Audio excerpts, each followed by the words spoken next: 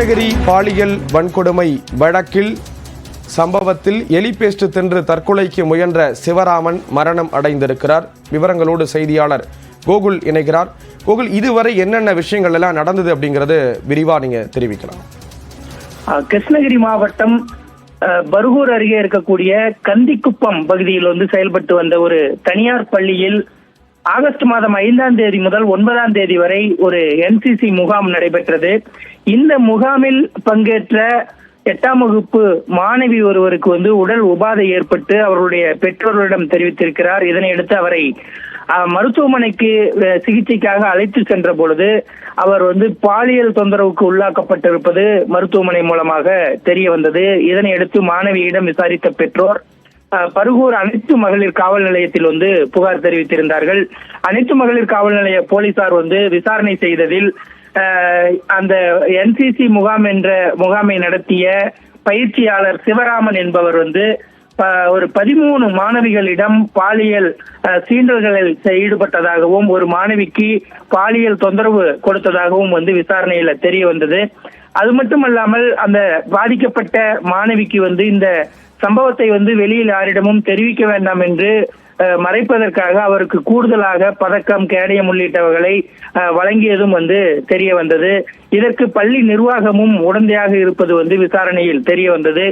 இதனை அடுத்து சிவராமன் மீதும் சிவராமனுக்கு துணையாக இருந்தவர்கள் மீதும் இந்த குற்றத்தை மறைக்க முயன்றவர்கள் மீதும் அந்த காவல்துறையினர் வழக்கு பதிவு செய்தார்கள். இதனை அடுத்து அந்த தனியார் பள்ளியினுடைய தாளாளர், முதல்வர், 2 ஆசிரியர்கள், மேலும் சில அந்த பயிற்சியாளர்கள் உள்ளிட்டவர்கள் கைது செய்யப்பட்டார்கள். தொடர்ந்து சிவராமனை தலைமறைவாகிவிட்ட காரணத்தினால் அவரை தேடி வந்தார்கள். இந்த விசாரணையின் மூலமாக இந்த NCC முகாம் என்பதே ஒரு போலியாக நடத்தப்பட்ட முகாம் என்பதும் NCC அலுவலர்கள் இதில் யாருமே இல்லை என்பதும் தெரிய வந்தது.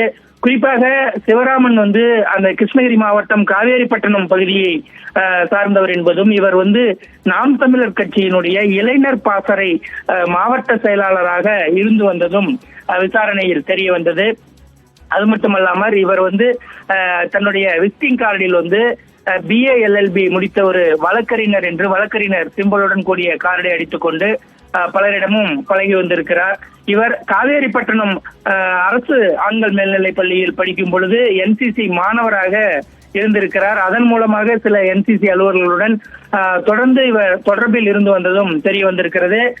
இந்த நிலையில்தான் அவர் கடந்த 19ஆம் தேதி கோவையில் பதுங்கி இருந்த பொழுது காவல்துறையினரால் சென்று கைது செய்யப்பட்டார்.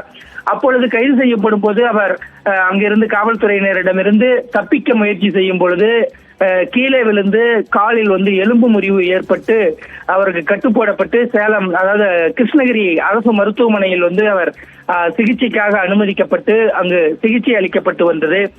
இதனிடையே தொடர்ந்து சிவராமனிடம் மீண்டும் மீண்டும் விசாரணை நடத்தப்பட்டு வந்த பொழுது அவர் தன்னை கைது செய்து விடுவார்கள் என்ற பயத்தின் காரணமாக கைது செய்வதற்கு முன்பாகவே ஆகஸ்ட் 16ஆம் தேதி ஒரு முறையும் ஆகஸ்ட் 18ஆம் தேதி ஒரு முறையும் 2 முறை எலிகளை கொல்லுவதற்காக பயன்படுத்தக்கூடிய எலி பேஸ்ட் என்ற மருந்தை உட்கொண்டு விட்டதாக அவர் காவல்துறையில் தெரிவித்திருக்கிறார். இதனை அடுத்து மருத்துவர்கள் அவருடைய ரத்தத்தை மாதிரி எடுத்து சோதனை செய்து பார்க்கும் பொழுது ரத்தத்தில் விஷம் கலந்து இருப்பது உறுதி செய்யப்பட்டதாக தகவல் வெளியானது. இதனை அடுத்து சிவராமன் கடந்த 21ஆம் தேதி இரவு கிருஷ்ணகிரியிலிருந்து சேலம் அரசு மருத்துவமனைக்கு மேல் சிகிச்சைக்காக அனுமதிக்கப்பட்டிருந்தார். நேற்றும் கிருஷ்ணகிரி மாவட்ட காவல்துறை அதிகாரிகள் இங்கு சேலத்திற்கு விசாரணை தொடர்ந்து நடத்தி வந்தார்கள். அதே போல மருத்துவர்களிடமும் அவருடைய உடல்நிலை குறித்து கேட்டு வந்தார்கள். இந்த நிலையில் தற்பொழுது சிவராமன் சிகிச்சை பலனின்றி சேலம் அரசு மருத்துவமனையில் உயிரிழந்திருக்கிறார். குறிப்பாக இவர் பல்வேறு முறைகேடுகளில் ஈடுபட்டிருக்கிறார்.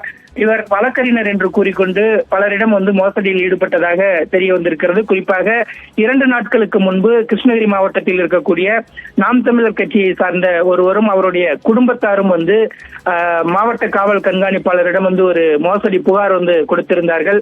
அதில் தான் வழக்கறிஞர் என்றும் அவர்களுடைய சொத்து பிரச்சனைகளை தீர்த்து வைப்பதாகவும் கூறி சிவராமன் நீதிமன்ற ஆணை என்று ஒன்று இவராகவே போலியாக தயாரித்து அந்த ஆணையின் மூலமாக பணம் டெபாசிட் செய்ய வேண்டும் என்று 36 லட்சம் ரூபாய் அவர்களிடம் வசூலித்திருக்கிறார். விரிவான தகவல்களை கொடுத்தீங்க. நன்றி கோகுல்.